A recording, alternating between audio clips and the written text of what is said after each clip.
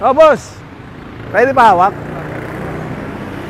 Boss, invite sana kita dito para magpa-tit-tar method, ma-experience mo. Ah, ano yan? May bayad? Hindi. Wala, lilibre kita.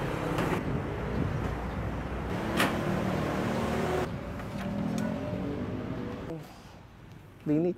Kabuka mo na.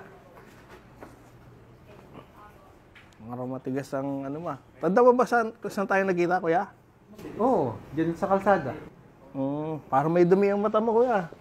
Ito, tissue, oh. A few moments later. Uy, pre, sikat ka na! Sikat? Oo. Bakit? Ito, napanood ko. Tama.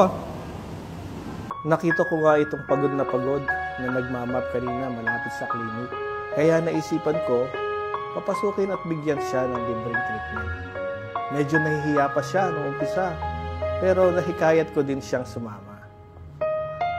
Nagkwentuhan kami ng mga pangit na karanasan niya sa buhay. At tinanong ko kung saan ba talaga siya nakatira. At ang sabi niya, Dyan sa kalsada. at hindi na nga niya napigilan maiyak at maging emosyonal sa dami ng kanyang pinagdadaanan sa buhay. Ang bait talaga namin, lagi kaming tumutulong sa mga nangangailangan.